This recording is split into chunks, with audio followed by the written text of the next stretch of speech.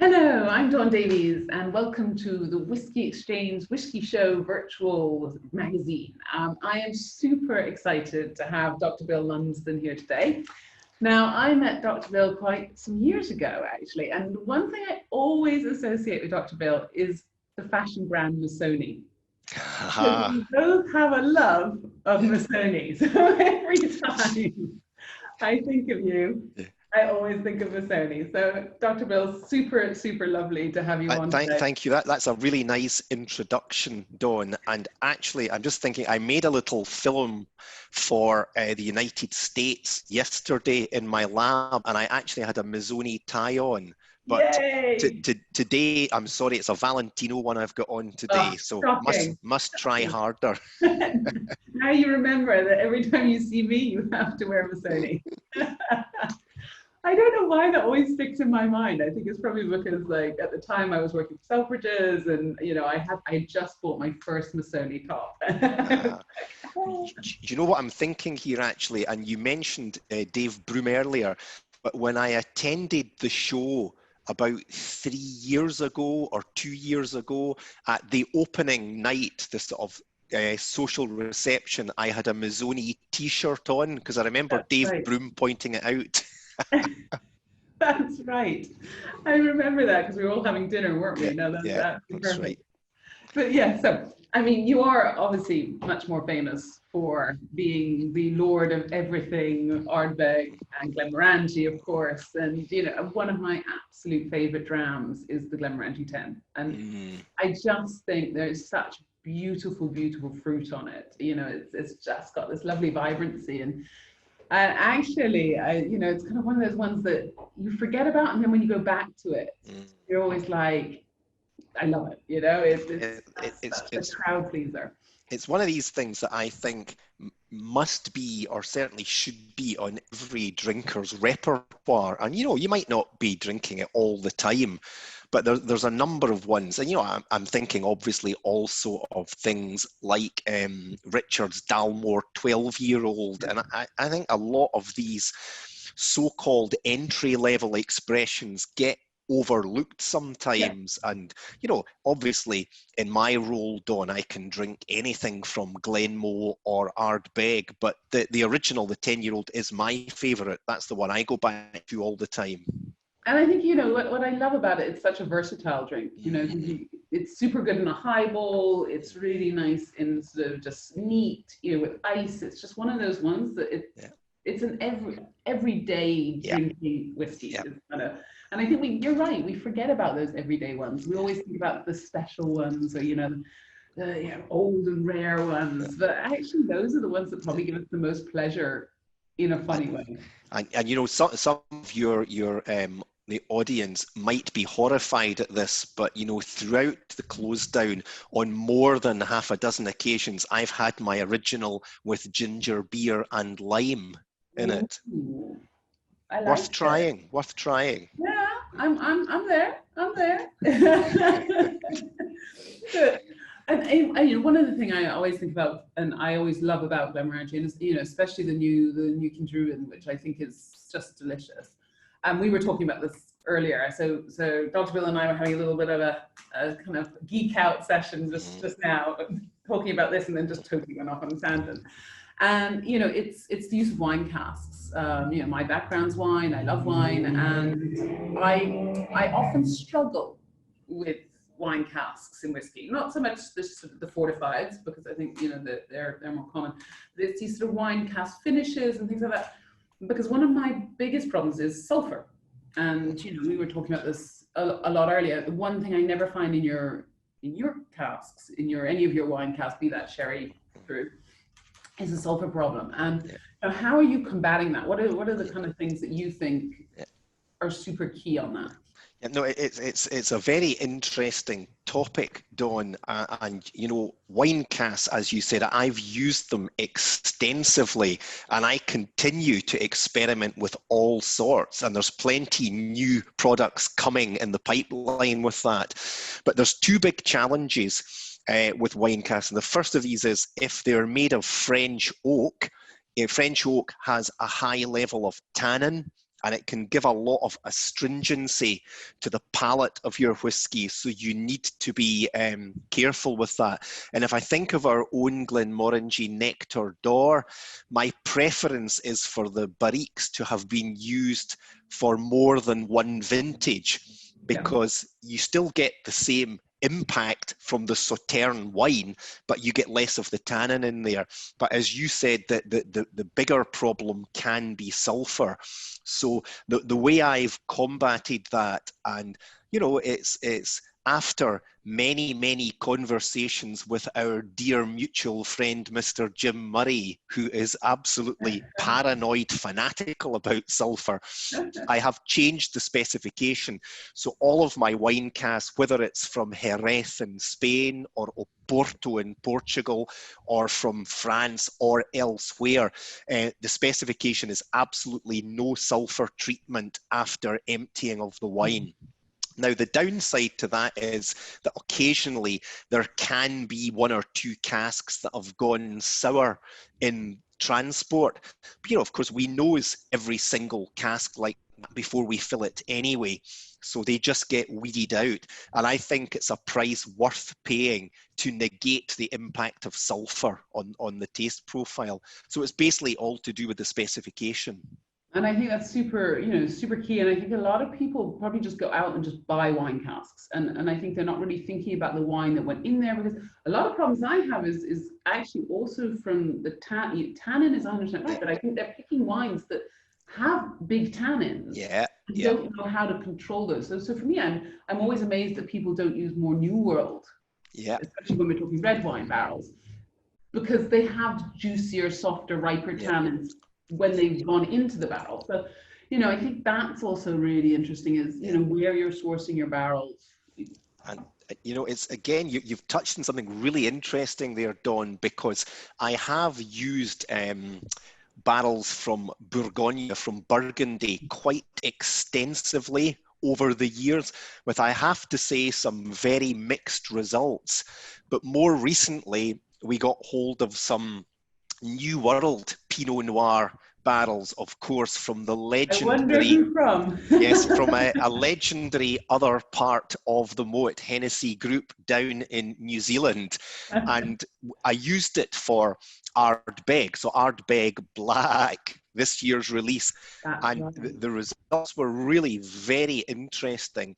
And I have to be honest, it was Brendan in my team who drove me to make this purchase, and I was not awfully interested, to be honest, but he was nothing if not dogged about it, and he finally wore me down.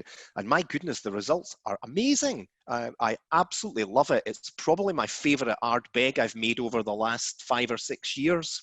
That's a bold statement. Yeah. Wow. That's so, and I think that's super interesting, because, you know, I think also you're buying wine from a very good producer, which I think is also super key, because whatever flavor you're going to get out is going to have, you know, that's what you want. So if you're just buying red wine from Joe Bloggs down the street, forget it. You know, like you've got to have people. And it's really interesting. I mean, Richard Patterson, we talked about Dalmore earlier. Right.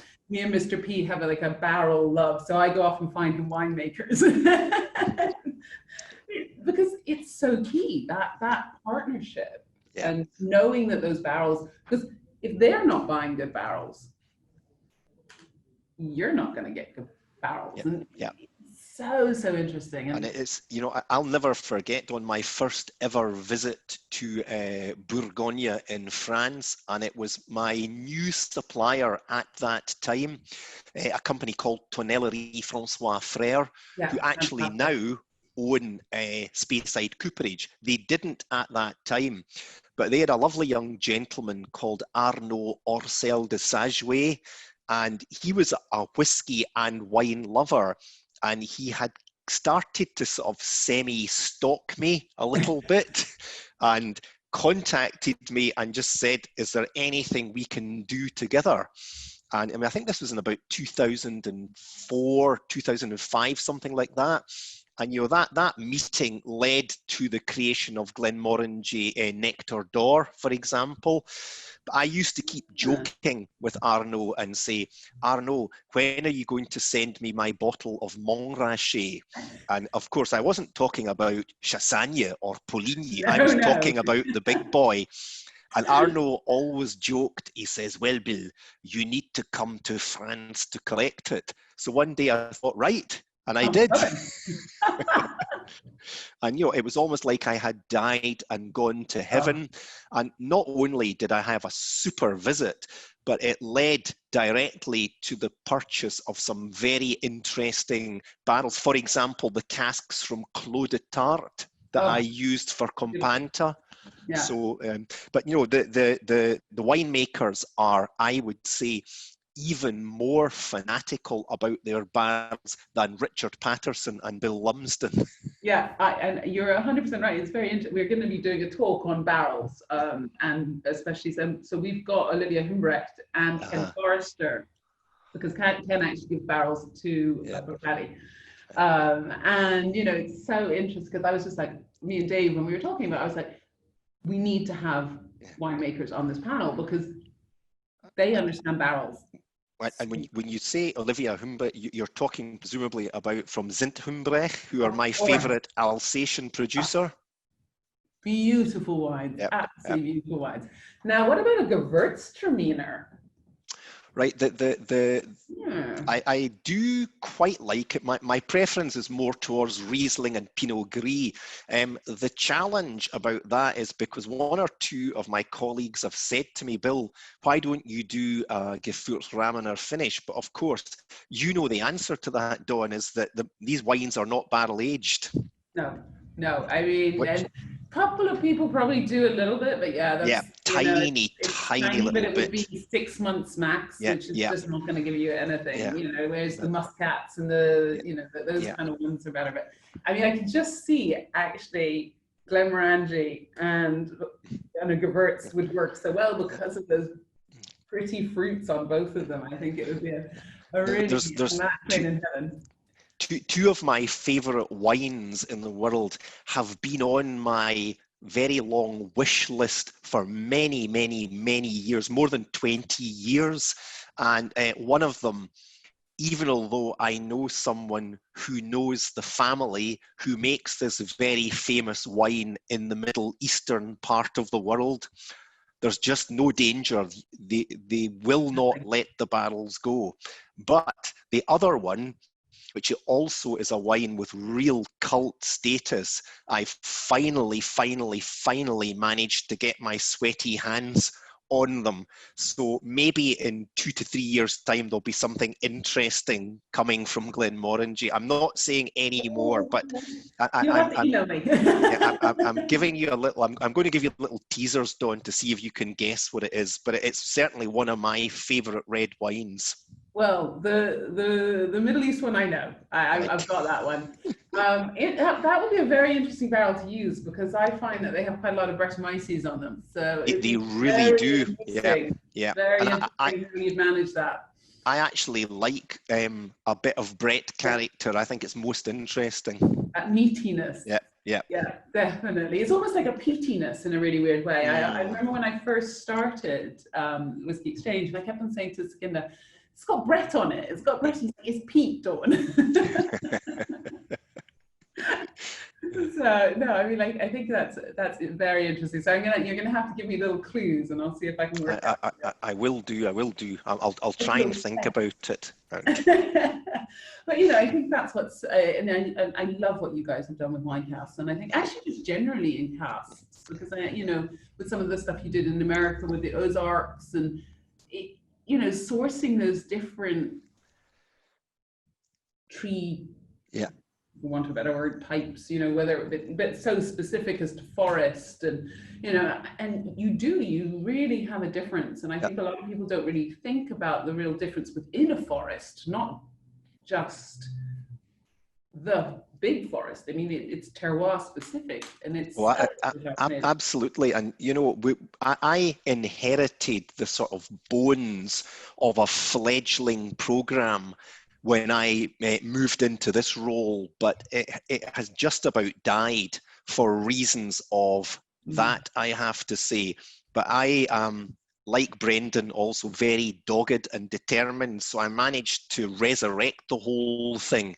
So a little bit of the groundwork had been done, but during that, as you said, I learned quite a lot of things, and I was quite amazed at, you know, the differences in taste you could get from the different subspecies of oak. And we did a little series, you know, this was many years ago, but we had chinkapin oak and burr oak and swamp oak, and they all gave slightly nuanced differences to the flavour of the Glenmorangie whiskey in there. I mean, it's incredible. I've actually tasted from one of my champagne spirits. I've told this story quite a lot because I think it's just so fascinating. Is that he gave me 3 different wines, still Van Clairs, the still wine for champagne, and he gave it to me and said, okay, what's the difference? And I was like, well, I think one's been aged in concrete, one's been aged in oak, and one's been aged in egg. Yeah. And he was like, no, all the same wine, aged from oak, from different parts of the same forest. Wow. Right. It blew my mind. And I think that's it, isn't it? And it's about that kind of those differences, those subtle nuanced differences. And I think people are becoming more interested in that as well, you know? And I think our friends at Buffalo Trace, they did something in great detail. I've only tasted 1 or 2 of them, but it was a very interesting project, that. Yeah, no, definitely. Yeah, I think it's more and more fascinating. And the other thing I'm super geeky and love, and the one thing that kind of I always come back to is, you know, yes, the barrel's so important, but I think so many people don't realize how important the yeast is and how much flavor that gives. And as a wine person, I get it, because, you know, we talk about yeast all the time in wine, and it's so important for final flavor. And, you know, I know the last one was you were using the proprietary yeast and things, and you've done quite a lot of work on yeast, haven't you? I have, you know, and I mean, it's in my blood, if you like, because I did my PhD thesis on yeast physiology and fermentation. And, you know, I couldn't help thinking when I joined the Scotch whisky industry that the mighty magical organism yeast is almost criminally neglected, to the extent that it simply is a commodity to turn sugars into alcohol. And of course, we know that it's so much more than that. And it was actually a conversation with the late, great Michael Jackson that got me off and running with the project that eventually led to Glenmorangie Alta. And he had mentioned vaguely in one of his books, and also spoke to me verbally, that he had this idea that Glenmorangie had its own unique house yeast. And, you know, try as I might and I worked with our company archivist, lovely Mr. Ian Russell, who's now retired. We could find no evidence of this whatsoever. And, you know, it's possible that it might have happened in the past.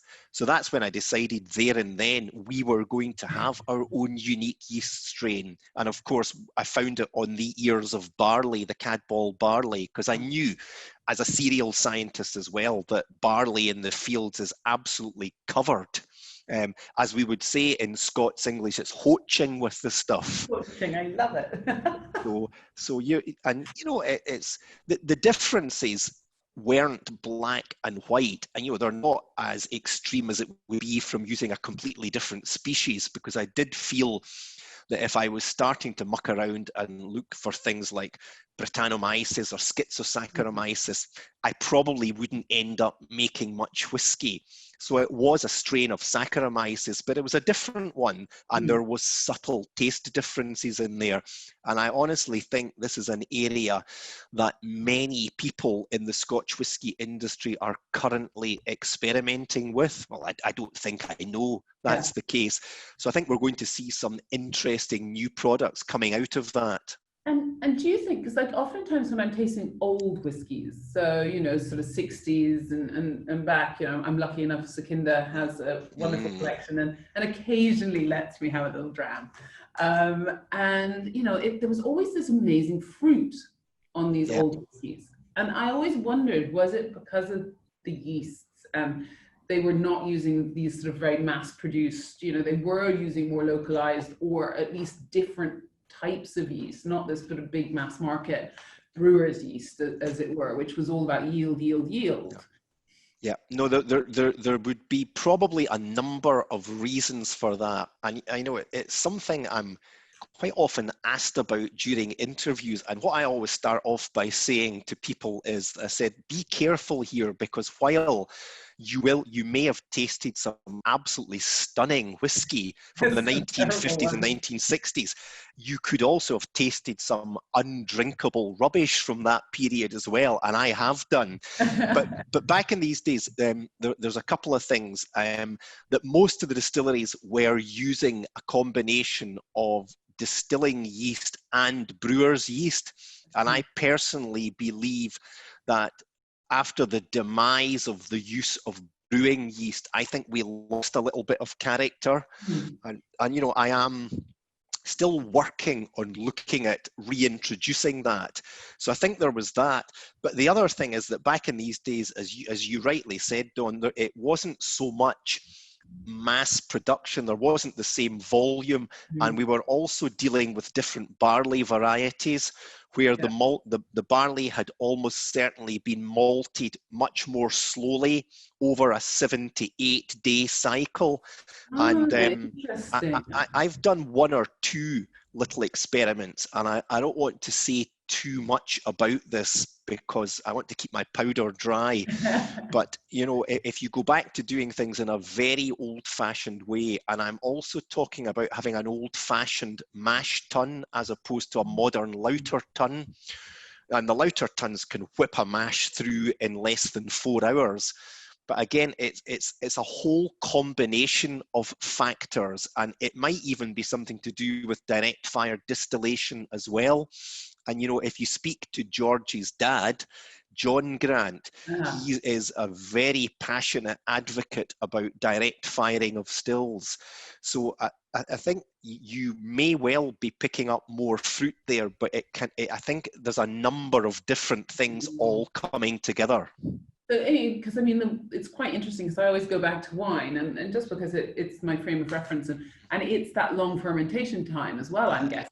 Because of that longer fermentation, you always get more fruits. And very interesting, actually, I'm finding it a lot. I mean, one kind of brand that is super interesting to me is Hamden Rum Distillery, because they work with wild yeast, it's long fermentation times, it's, you know, it's all of those things that you've just kind of almost been talking about, and they're, I mean, of course, then there's the muck and dunder, but their rums are so packed with flavor. They're almost like too flavorful. Yeah, no, the fermentation is definitely a great way of manipulating it. And, you know, in an ideal world, I think a lot of us could probably do one or two things to make our whiskies even more flavorful than they are. But you know, you have to strike a balance. There is a production target to hit. There is demand for a certain quantity. But you know, I've got I've got a pet project in my head which I'm determined to carry out before I die. And I'll tell you what it is one of these days, but you've kind of touched on it with this discussion, Dawn. Ooh, interesting. Okay.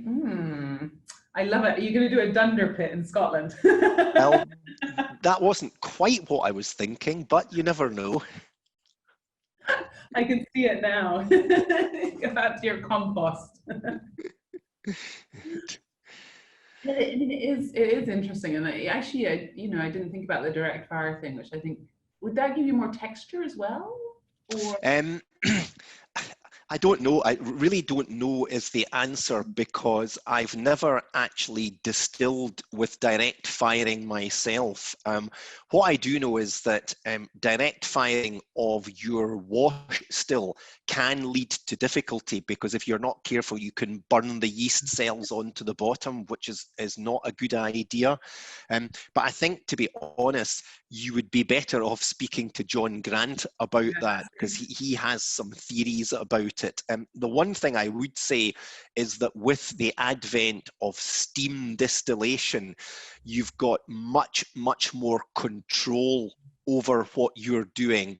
So I think it has unquestionably lowered the risk of carrying over flavors you don't want in there. But as to whether or not it actually contributes to a better flavor, I wouldn't really like to say.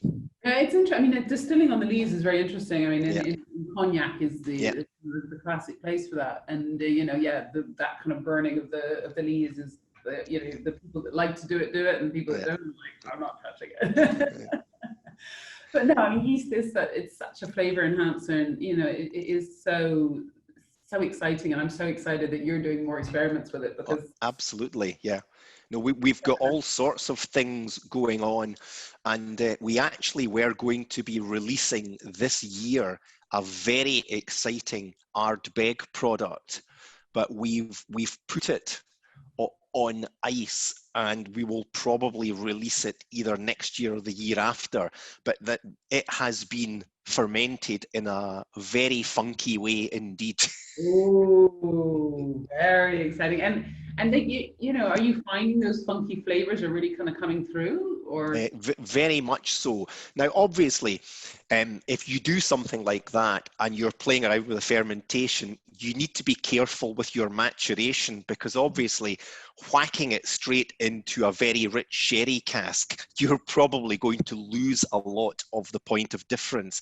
And also a very long aging isn't going to help. So that's why Alta was matured in primarily refill casks, and I had originally planned to keep it till it was about 14, 15 years old, but I decided after about 9.5 that I had to stop the experiment, or I would have lost the subtlety of the flavour difference. And I think that's such a, you know, that's, again, it's a really good thing to talk about, because I think a lot of times now I'm tasting whiskies that are either kind of, they've been shocked by being put into new oak, and you're just getting this aggressive tannin, or you know, that kind of bitterness from wood, or they've been left too long and you've still got the bitterness and and you know, I think it's that balance, isn't it? And that's the art, you guys. Amazing. It's knowing when to take the whiskey out the cask for bottling.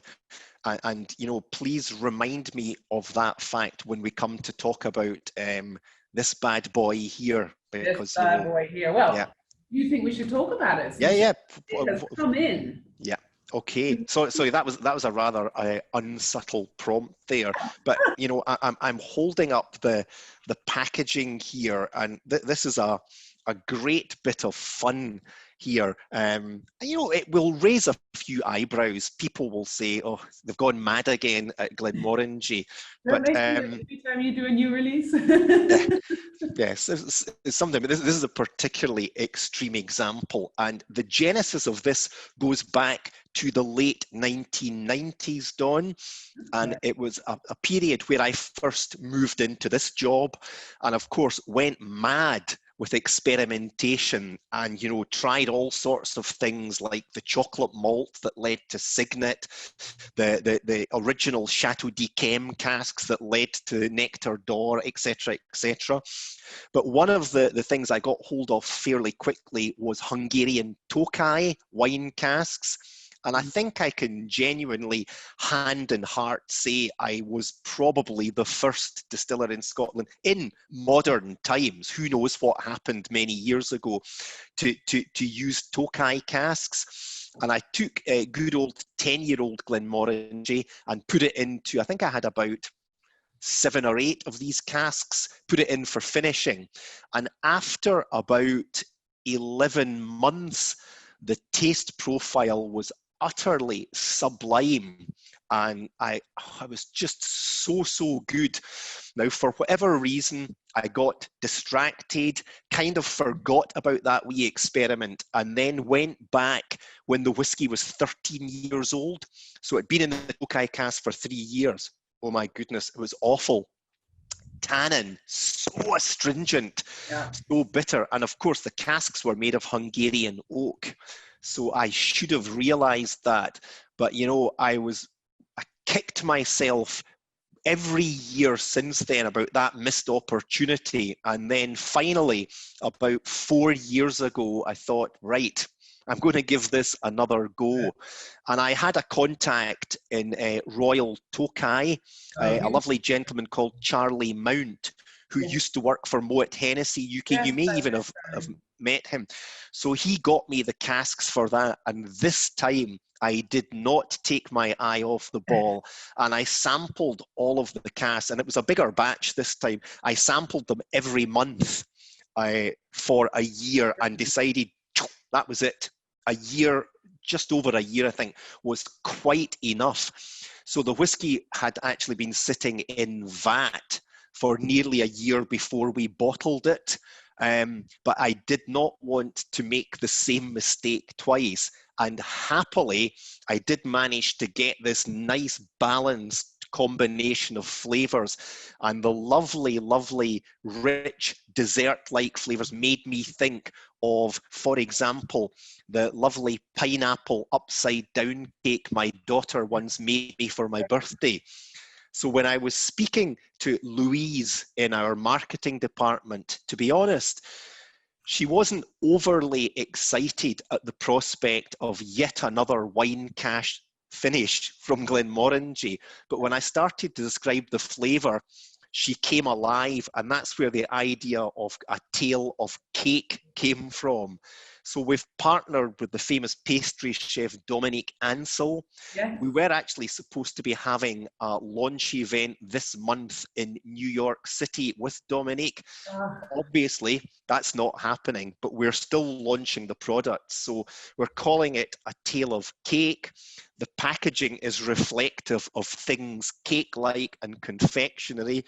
But for me, the pièce de résistance is this silly little mini film featuring Dr. Bill Lumsden and some cake. I cannot wait to see this. Dr. Bill is not telling me right now what this video entails, but I am there. I'm there. You're definitely going to see it, because Monica, for example, at Moet Hennessy, she'll make sure you see it. It's only just been finished. And I actually had a meeting earlier on this week with my fellow directors and the board of Moet Hennessy, and they showed this film to the president of Moet Hennessy, and they were very surprised at what they saw. Brilliant. And, you know, it's super exciting. I mean, I love Tokai as a dessert wine, and I think it's kind of one of those ones that people talk about Sauterne all the time. But what I love about Tokai is, yes, you have these really rich tropical fruits, you know, that caramelized pineapple for sure. You also have this lovely acidity, and acidity and vibrancy for me on a dessert wine is so important. And then that little kind of nutty, kind of pecan-y, yum, yum, yum. And it's, you know, both pineapple and pecan nuts are mentioned in my official tasting notes for A Tale of Cake. So you go straight to the top of the class, Dawn. Yay! I have a natural advantage.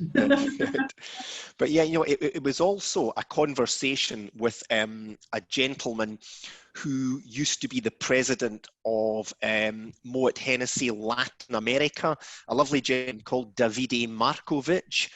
And he heard me extolling the virtues of Nectar d'Or one day, and he took me to one side and he said, Bill, he said, forget Sauterne. He said, Tokai is where it's at. Absolutely, and he's not wrong. And actually, the other one you should look at is Austrian ice wine. Ah, right, okay. Is delicious. Now, would I be right in saying, Dawn, that not a lot of that also is barrel aged, or am I wrong there? No, they do barrel age. Right, okay. Absolutely, especially sort of Austria. Right. Less so from the Canadian ice wine side. Right. Definitely. I'm just taking a little note down there. I love it. I've got some friends if you need them. Okay, right. But no, I mean and again, ice wine's got that freshness, and you know, and it has to come through into the liquid. Is my feeling, you know. I sometimes when we've just launched a rum that's been aged partly in Madeira casks, and I get acidity from it. Yeah, that was the one thing I always really loved about Madeira casks for finishing whiskey, that you really did get that hit of sort of oxidation that you get in Madeira wine with extra acidity. Yeah, it's just the challenge with that, of course, was that it's such a tiny industry that consistency of supply was impossible. Yeah, So that's why Bacalta, private edition number 8, I think it was my last hurrah at trying Madeira. It's too difficult. yeah. No, I was trying to get Barbietto to give us some Yeah, counts yeah, for us here, because Barbietto is my favorite yeah, producer. yeah. I love H&H and things like that, but Barbietto, he is just beautiful. And he was like, if I had them, I'd give them. I don't. Okay. So no, I mean, I'm super excited for Taste the Cake, because I think, Yeah. you know, that definitely sounds up my street. Yeah. And it's that pecans and all those. and what I really love about it, and it's already raised a few eyebrows within our own company. And I always remember, you know, for some of our private edition releases, like Milshin, for example, we got some interesting criticism from people. And I always thought, you know, I always find that a bit sad. And I think you can't lose sight of the fact that drinking fine wine or fine whiskey is supposed to be fun. It's supposed to be a pleasurable experience. You know, treat it with a degree of reverence, but, you know, don't take it too seriously, I would say. 100%, 100%. And I think we can be too snobby, can't we? Yeah. We think, you know, that we have to have like this or that, and it has to be perfect. But actually, sometimes the imperfect drams are the ones that may give you the most pleasure, because I think, they're fun and you think about them. You know, I want to think about my drink. You know, I want to enjoy it, relax with it, think about it, and have it challenge me. You know, and you've kind of touched on a little thought there that I actually, consistency is a bad word to me, and I actually like the batch to batch variations you get in products. And even Glenmorangie Original, which is arguably our most consistent product, I mean, it should be because it's the one we sell in the biggest volume, but, you know, you do get batch to batch variations all the time, and I think that's one of the most interesting things about malt whiskey. And I think you're right. And it is super, super interesting that you say that. And, you know, there has to be a degree of consistency for, you know, as you say, the bigger volume stuff, because people buy because they like a style and they want a style. But yeah, that kind of, it's when you go back to something you haven't had for a while and you go, oh, hold on, that's still the one I like, but I really like it now. Yeah. And that makes you go back and try it again and again, because you don't, I mean, like, who wants to drink the same stuff all the time? And I mean, we get, at the moment, because we're still ostensibly working from home, myself and my team are getting all the samples, the approval samples, sent to our homes. So the recipe is put together at Glenmorangie Distillery. The batch of casks is emptied. They're all individually sampled before they're emptied. And then when the vatting is put together, samples are drawn and they're sent to myself and my team. And we give it the once over before giving it approval to be released for bottling. And then, of course, it's sampled again before bottling and during bottling, blah, blah, blah. But, you know, we're getting, you know, between 2 and 3 samples every week of Glenmorangie Original. And I just love picking up on the little batch-to-batch variations that make it so interesting. That must be fascinating, actually. I'd love to try that, just to see the 3 or 4 different ones and just say, oh, what? Because what I think is so interesting, and one thing that actually I haven't touched on, which I probably should have, is, you know, what do you think? Because, like, one thing I love doing is tasting new make, because I think then I get it in my head what I should be looking for out the range, you know, whatever wood it's gone into. And what for you is sort of the signature? What makes Glenmo for you? Okay, so yes, I mean, we do sample every single distillation is individually sampled, and we have a huge library of new make spirits. And, you know, I tend to nose more than I do taste the new makes. I do taste it, but, you know, for me, the signature for Glenmorangie, the things I look out for are, firstly, the herbal top note. You know, it's sometimes slightly minty, sometimes slightly floral. I look for the luscious fruits, particularly peaches, and a kind of citrusy bite in there. And of course, I look for the lovely buttery, creamy vanilla in there. So it's the fruits, it's the herbal top note, and the sweet butter candy vanilla. And I think you definitely get that as you go through all of always that roundness to me for Glenmorangie. Ardbeg's always this really that kind of more taut, kind of more linear style, but Glenmorangie kind of comes into your palate and just kind of plays around, and it very dances around. Yeah. I think it's such a great dram, and it's always super interesting. Yeah, I should probably let you go, actually. I could sit and talk to you all day, but I'm sure your secretary will tell me off. Well, I do actually have another meeting with my boss, our CEO, in 5 minutes, Dawn, so I have to wrap it up. But we really just scraped the surface there of so many interesting things going on. But I'm going to leave you with a little clue as to the wine barrels. I mean, this is a very unique wine. Okay? Hey, you're going to get about 20 emails from me. I just fire off wine casting. Now, Dr. Bill, as always, I absolutely adore talking to you, and hopefully we get to share a dram in person soon. Yeah, we will do that again sometime. Thank you. It's my pleasure, Dawn. And I also look forward to the event itself in a few weeks' time. Absolutely. Well, take care, and thank you so much. Right. Bye. Bye, Dawn. Bye-bye. Bye.